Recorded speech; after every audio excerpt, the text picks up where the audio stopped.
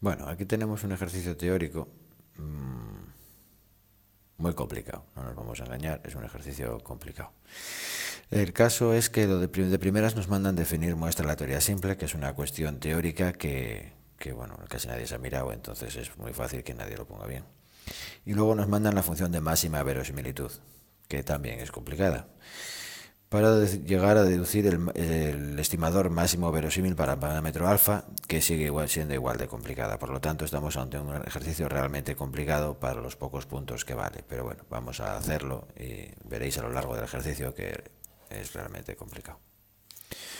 Bueno, ¿cómo se define muestra aleatoria simple? La tenemos ahí definida por ellos. Esa es la muestra aleatoria simple, ¿cómo se define? Entonces, una muestra aleatoria simple es lo que dice ahí que es decir, es un conjunto de variables aleatorias independientes entre sí, o sea, la x1 hasta la xn son todas independientes, lo que ocurrió a esta no afecta a lo que le va a ocurrir a la siguiente, ni así sucesivamente. Por otro lado, sabemos que están distribuidas exactamente igual que la variable de la que han salido, es decir, de la variable x de la que han salido, y es una variable aleatoria n-dimensional, y las condiciones de la muestra aleatoria simple se verifican cuando las selecciones se hacen al azar. Y lo que realmente importa es que sean con reposición, es decir, puedes preguntarle dos veces a la misma persona.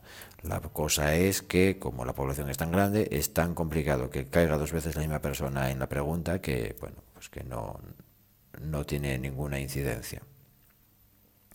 Bueno, en el siguiente lo que tenemos que calcular es la función máximo verosímil.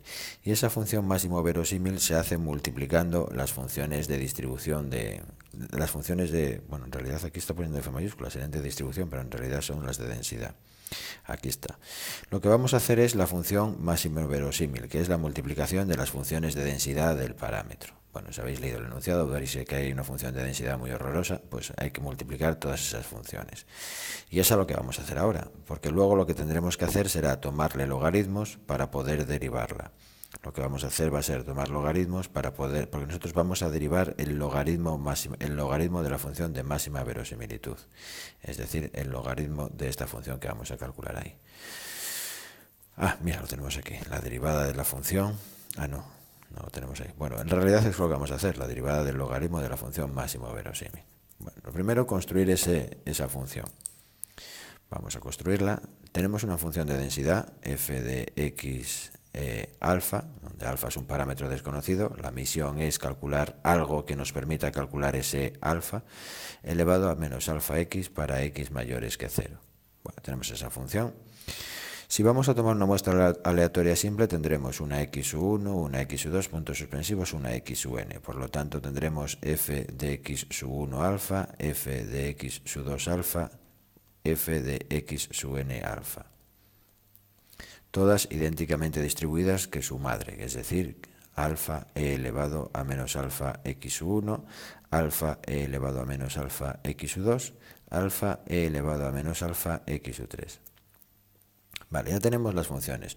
La función máximo verosímil lo que hace es L de x1, xn, y el parámetro en este caso es alfa, será igual a la multiplicación, este pi significa multiplicación, desde igual a 1 hasta n de las funciones de densidad.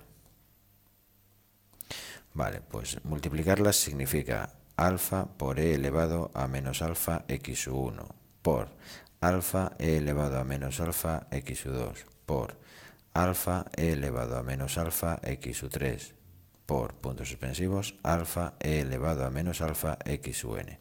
Vale, ya las he multiplicado todas, pero claro, aquí la cosa está en que me queda alfa elevado a n. Tengo alfa, alfa, alfa, alfa elevado a n. Bien, y luego lo otro que tengo es una potencia. Y para multiplicar potencias, como tienen la misma base, se deja la misma base y se suman los exponentes. Es decir, tendré menos alfa x1 más menos alfa x2, puntos suspensivos, menos alfa x sub n. Vale, ahora ahí en el exponente lo que voy a hacer es sacar menos alfa factor común que multiplica a x1 más x2 más puntos suspensivos x sub n. Vale. He sacado alfa factor común. Como veis, una cosa muy sencilla de hacer. Alfa elevado a n por e elevado a menos alfa por, y esto de aquí en realidad es el sumatorio desde i igual a 1 hasta n de x u y.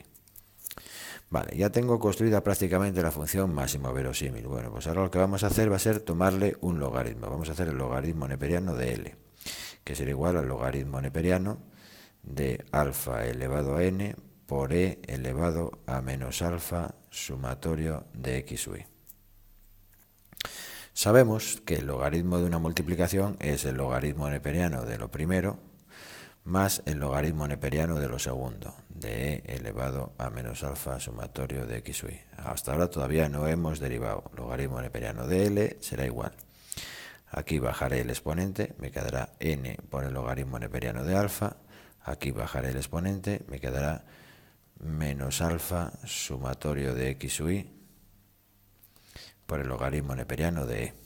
Bueno, en realidad el logaritmo neperiano de e sabemos que es 1, así que en realidad esto quedará que el logaritmo neperiano de L será igual a n logaritmo neperiano de alfa menos alfa sumatorio de x u y, porque el logaritmo neperiano de e hemos dicho que es 1.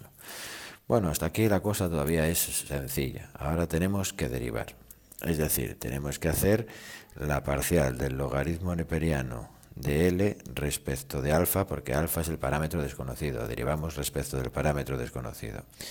Bien, cuando derivamos el logaritmo neperiano de alfa respecto del parámetro desconocido, la derivada de esto respecto de alfa será 1 partido de alfa. Y la derivada de esto respecto de alfa, la derivada de alfa es 1 por sumatorio, pues sumatorio de x u y. Bueno, pues esto tenemos que igualarlo a 0. Pues lo igualamos a 0 y tendremos n partido de alfa menos sumatorio de x u y será igual a 0, lo que nos deja en que n partido de alfa es igual al sumatorio de x u y. Esto sube, esto baja, es decir, hemos llegado a la conclusión de que para estimar alfa lo que tenemos que hacer es sumar las x u y y dividir entre todas las x u y que estemos sumando. Esto sube. ¿Qué pasaba aquí? No, eso ha sido eso lo que ha salido, pues eso es lo que tiene que salir. A ver, espera, que algo he hecho mal. Bajo el exponente, logaritmo neperiano de es 1, bajo n, la derivada de esto es 1 partido de alfa, me queda n partido de alfa, esto pasa para acá. No, pues algo he hecho mal, porque para estimar alfa, bueno, pues a lo mejor no, porque matemáticamente está todo correcto. Alfa elevado a n porque tengo n alfas por aquí. No, está bien. Bueno, el caso es que nos queda, ya lo revisaré después, el caso es que nos queda que alfa es igual a n partido del sumatorio de x su y. Es decir, en realidad alfa nos queda 1 partido del sumatorio de x entre n, y es ahí a donde quería llegar a parar, 1 partido de la media, cuando debería haberme quedado la media, pero no sé por qué no me he quedado la media. Bueno, vamos a... Bueno, a todo esto sería el apartado C, que es deducir el estimador máximo verosímil para el parámetro alfa. A ver si está bien. Alfa elevado a n. Tomo logaritmos neperianos. El exponente baja. La derivada es esto. Esto está aquí. Sí, en principio está todo bien. Seguir revisándolo un poco, pero...